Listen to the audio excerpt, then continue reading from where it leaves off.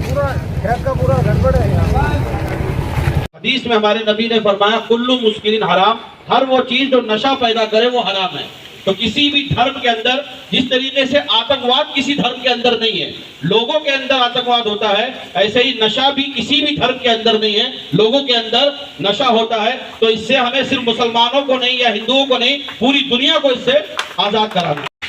इस्लाम में अगर आप बात करें सूरह मैदा 5वां पारा आयत नंबर 74, जिसमें कहते हैं खमर की चीजें, खमर की चीजें हराम है। जैसा सूरह तहरीम आयत नंबर 68, जो पारा नंबर 68 है, सूरह तहरीम में जैसा शराब बैन किया गया, उसी तरीके से सूरह मैदा में भी खमर की चीजों को क्लियर कट हराम किया गया। जैसा खिंजीर का गोश्त हराम है, वैसे ही ड्रग्स की चीजें भी हराम है। तो हिंदुइज्म में, बुद्धिज्म में और इस्लाम में कम्प्लीटली हराम और बैन। तो इसके लिए बच्चों को ये भी आप पढ़ाएं कि apart from law enforcement agency, police जैसा एनसीबी पुलिस इसे गलत मानती है, भारत का कायदा इसे गलत मानता है, एनडीपीएस एक्ट इसे गलत मानता है, उसी तरह हिंदुइज्म में, इस्लाम में और बुद्धिज्म में भी हराम है। और ना पूरा वो करना सो दैट भाभी को स्प्रेड हो, ताकि ये एरिया में बंद हो धंधे।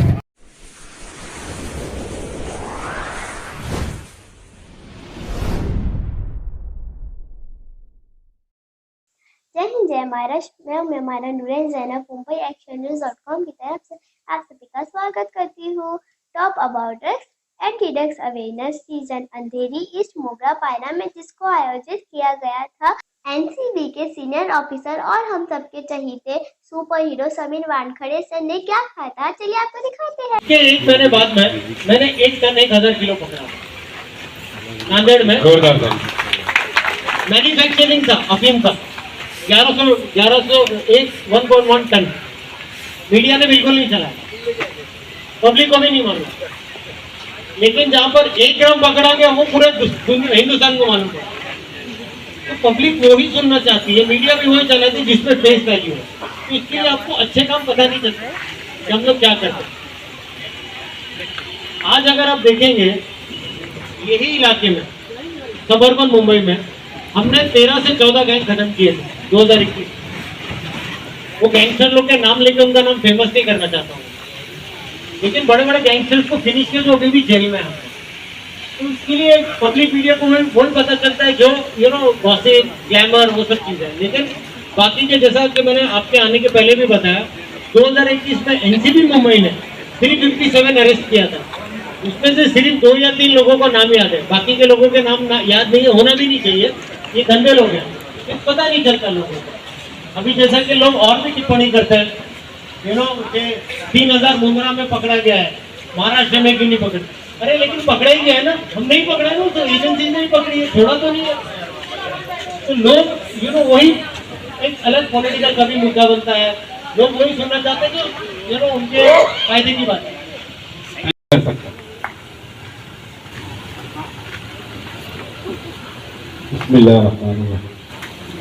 सबसे पहले मैं अपने आए हुए मेहमान समीर वानखड़े साहब का दिल से इस्तेमाल करता हूं, और इसके अलावा जितने भी हमारे मेहमान आए हैं, मैं किसी का नाम नहीं जानता हूं, लेकिन ये सब के सब काबिल मुबारकबाद है। और नीचे बैठे हुए हमारे तमाम अवाम जिन्होंने ऐसे मौके पर अपना कीमती वक्त देकर कौम की इस्लाह के लिए हम सब की हौसला अफजाई की है, आप तमामी हज़रात काबिल मुबारकबाद हैं। मोहतरम हज़रात, जैसे कि समीर सर ने अभी तमाम बातें बयान कर दी हैं, किसी चीज़ की बयान की ज़रूरत नहीं है। तो नशा जो इस वक्त ये किसी एक राष्ट्र का या किसी एक देश का मुद्दा नहीं है, बल्कि ये पूरी दुनिया का मसला है, पूरी दुनिया का मुद्दा है। ना कोई धार्मिक मुद्दा है, ना किसी एक धर्म विशेष का मुद्दा है, ना किसी कम्युनिटी का है, ये पूरी दुनिया का मुद्दा है। तो इसके लिए हमें ये कोशिश करना होगा कि पूरी दुनिया से इस नशे का खात्मा कर दिया जाए। और ये कोई हल्की और मामूली चीज़ नहीं है। हदीस पाक में इस्लाम के अंदर इसको तमाम खराबियों की जड़ बताया गया है। यानी जब इंसान नशा करता है तो तमाम गुनाह वो कर बैठता है। एक बात आपसे मैं बयान करके बात को ख़त्म करूँगा कि जब इंसान नशा करता है तो तमाम बुराइयों में मुब्तला हो जाता है। वो इस तरीके से कि एक बादशाह ने किसी इंसान को बुलाया और कहा कि तुम्हें 4 चीजों में से कोई एक चीज करना होगा वरना मैं तुम्हें कत्ल कर दूंगा। उसने कहा बताइए क्या? उसने कहा या तो तुम्हें मर्डर करना होगा, या तुम्हें जिना यानी रेप करना होगा, या तुम्हें खिंजीर का यानी पिग का गोश्त खाना होगा, या फिर तुम्हें शराब पीनी होगी। तो उसने देखा कि ये कत्ल करना भी बहुत बड़ा गुनाह है, जिना करना भी बहुत बड़ा गुनाह है, और इसके अलावा सुअर का गोश्त खाना ये भी बहुत बड़ा गुनाह है, तो क्यों ना मैं चंद कतरे शराब के पी लेता हूँ, तो उससे कोई खराबी नहीं होगी। तो ये आया है कि जब उसने चंद कतरे शराब के पिए तो उस पीने के नतीजे में उसने रेप भी कर दिया, उसने कत्ल भी कर दिया, और उसने सुअर का गोश्त भी खा लिया। वजह उसकी ये है कि जब इंसान नशा करता है तो अपना आपा खो बैठता है, उसे किसी चीज का होश नहीं रहता है। और जो लोग भी नशा करते हैं तो सबसे पहले वो अपने आप अपने दिमाग को खत्म कर देते हैं और वो बेरोजगार हो जाते हैं। बेरोजगार होने के बाद जब उनके पास नशा करने के लिए कुछ नहीं होता, क्योंकि उन्हें ना खाने की फिक्र होती है, ना पीने की फिक्र होती है, ना बीवी बच्चों के पालने की फिक्र होती है, ना बच्चों की तालीम की फिक्र होती है, ना माँ बाप के सहारा देने की फिक्र होती है, बस उन्हें जो धुन की सवार होती है वो अपने नशे की फिक्र होती है। तो अब पहली बात तो जब वो इंसान नशा करता है तो वो किसी काम का नहीं रहता, सामने वाले से बात करने तक का वो काबिल नहीं रहता, तो फिर वो कमाएगा क्या? चंद मिनटों के लिए जब वो होश में आता है तो उसे फिर नशा करना होता है, तो उसके पास नशे के लिए पैसे नहीं होते, तो क्या करता है कि वो चंद थोड़े सी देर में ज्यादा पैसा कमाए, तो वो तरीका इख्तियार करता है। तो वो तरीका जुए का तरीका होता है कि जुए के अंदर वो जुआ खेलता है और सब कुछ दांव पे लगा देता है। और यहां तक की रिपोर्ट आती है, अखबारात में आप देखते हैं, टीवी में देखते हैं कि जब नशा करने वाला नशे का आदी हो जाता है, जुआ खेलता है, तो अपने घर की बहन बेटी की इज्जत भी वो नीलाम कर देता है। यानी जुआ जो है, ये शराब पीना, नशा जो है, इसको उम्मुल खबाइस यानी तमाम खराबियों की जड़ करार दिया गया है। तो हमें बात खत्म कर रहा हूं, तमाम चीजें हैं और समीर साहब ने उसका हल भी बताया है, तमाम चीजें हैं। तो सबसे पहले तो हमें ये इसको रोकथाम के लिए ये कोशिश करनी है कि माँ बाप इसके, मैं ये तो नहीं कहूंगा कि वो जिम्मेदार हैं, लेकिन उनकी जिम्मेदारी इस एतबार से बहुत ज्यादा है कि जब बच्चा हमारा जवानी की कदम पर आए, बल्कि उससे पहले जब वो होश संभाले, तो बच्चे की सोहबत पर आप नजर रखें कि बच्चा जब घर से बाहर जा रहा है तो किससे मिल रहा है, वो क्या कर रहा है, क्योंकि बुरी सोहबत का असर बहुत जल्द बच्चा कैच कर लेता। कोई भी हो, जब सोहबत का असर बहुत जल्दी कैच करता है, इंसान को, माँ बाप को फिक्र नहीं होती कि बच्चा कहाँ जा रहा है, लेकिन नशा करने वाले के गिरोह में जब वो शामिल हो जाता है तो शुरू में नशा करने वाले उसे फ्री में नशा कराते हैं, क्योंकि पता है कि आज इसे हम फ्री में करा रहे हैं, कल ये हमें फ्री में कराएगा। ये ऐसा माहौल क्रिएट कर दिया गया है। और अक्सर जो आबादी वाले इलाकों के अंदर मामलात ऐसे होते हैं कि वहां पर नशे का बहुत ज्यादा सेवन किया जाता है। तो सबसे पहले हमें जो गंदी सोहबत है उससे हर माँ बाप अपने अपने घर के तौर पर अपने अपने बच्चों पर कंट्रोल रखे कि वो किसी को गलत सोहबत की तरफ अपने बच्चों को न जाने दें। तो इससे काफी हद तक के नशे के ऊपर पाबंदी लगाई जा सकती है। तो हम ये दुआ करते हैं और कामना करते हैं कि हमारे इस प्रोग्राम को कामयाबी मिले और इसके असरात दूर तक के पहुंचे। अस्सलाम वालेकुम। इमाम साहब ने जो बताया है काफी सही बताया। देखिए, ये जो ड्रग्स का इशू है, ये कोई रिलीजन, कोई समाज, उससे कोई ताल्लुकात नहीं रखता। इनफैक्ट हर समाज में, हर रिलीजन में ड्रग्स वो खराब बताया गया। अगर आप हिंदुइज्म में बात करें, वेदास और शास्त्रों में भी, आयुर्वेदा में भी ड्रग्स का सेवन की बुराइयां की गई है। बुद्धिज्म में भी त्रिशरण पंचशील जिसे कहते हैं, उसमें भी एक पंक्ति है जो मैं आपको बताता हूँ। सूरा मेरा मेजा कमाटा थाना वेर मणि सिक्खा पदम समितिया में। इसका ये मतलब होता है कि मैं शराब और मैं ड्रग्स नहीं कंज्यूम करूंगा। ये बुद्धिज्म में। इस्लाम में अगर आप बात करें, सूरह मैदा 5वां पारा आयत नंबर 74, जिसमें कहते हैं खमर की चीजें हराम है।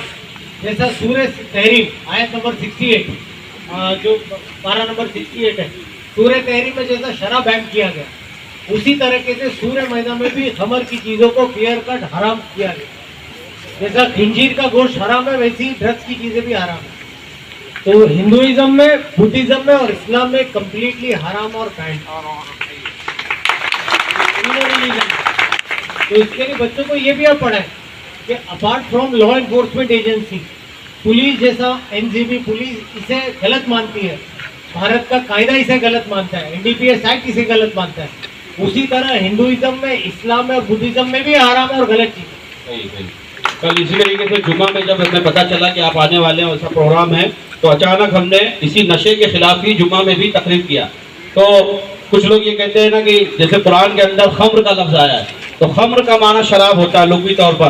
तो कुछ हम लोग ने मुहिम चलाई थी, तो एक तो लॉ से डील कर सकते हैं, बहुत बहुत शुक्रिया आप दूसरा सभी लोगों का, इस बहुत बहुत प्रकार के शुक्रिया। सामाजिक अवेयरनेस कार्यक्रम से बहुत फर्क पड़ेगा। जो पालक और बच्चे हैं जिनको अगर आप अवेयरनेस मुहिम बताएं तो बहुत फर्क पड़ सकता है। सर आप तो एनफोर्समेंट प्लस अवेयरनेस दोनों चीज़ें। सर आप मुंबई से चेन्नई चले गए, वहाँ पर का वातावरण वहाँ पर अलग है, मुंबई को कितना मिस करते हो, क्या कहना चाहोगे मुंबई के लिए? मैं एक IRS ऑफिसर हूँ, तो मैं तो ऑल इंडिया सर्विस कहाँ पर भी पोस्टेड हो सकता हूँ, तो जहाँ पर भी जाऊँगा भारत माँ की सेवा करता हूँ, तो जहाँ जाता हूँ खुशी से सर्विस करता हूँ। ऐसे प्रोग्राम कैसे होना चाहिए, कैसे? बिल्कुल मेरी ये कोशिश होती है कि जब भी मैं मुंबई, महाराष्ट्र, हर जगह जाता हूँ जहाँ पर भी, तो इस प्रकार की मुहिम, इस प्रकार की अवेयरनेस कैंपेन्स मैं खुद करता हूँ। ज़्यादा से ज़्यादा बच्चा ड्रग से दूर रहे, एंटी ड्रग की शपथ करें, तो यही मेरा अभी one of the important priority है। थैंक यू, धन्यवाद।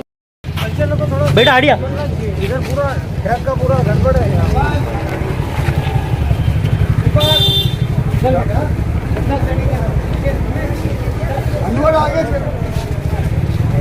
है ना पूरा वो करना, सो दैट भाभी को स्प्रेड हो, स्पीच पूरा स्प्रेड हो, ताकि ये एरिया में बंद हो धंधे। तो देखा दर्शकों आपने समीर वानखेड़े सर ने क्या कहा। ड्रग्स लेने से हमारे सभी मजहबों ने मना किया है। इससे हमारे जिस्म को तकलीफ होती है, हमारी फैमिली को तकलीफ होती है, हमारी नस्ल बर्बाद हो रही है और हमारे देश को नुकसान होता है। तो मैं आप सभी भाई बहनों से रिक्वेस्ट करती हूँ कि प्लीज आप इसे ना यूज करो और प्लीज आप इसे ना लें। आप सभी को समझ में आया? सॉरी, मैंने आप सभी पे गुस्सा किया। Top about drugs awareness season को आगे बढ़ाना है तो आप समीर वानखेड़े सर की टीम को कांटेक्ट कर सकते हैं या फिर mumbaiactionnews.com को कॉल कर सकते हैं। हमारा नंबर है 9833795688। तब तक के लिए आदाब, नमस्कार, सत श्री अकाल, केम छो, मजामा और हमारी वीडियो को लाइक भी करना और शेयर करना, सब्सक्राइब करना। तब तक के लिए आदाब, नमस्कार, सत श्री अकाल, केम छो, मजामा, बाय बाय।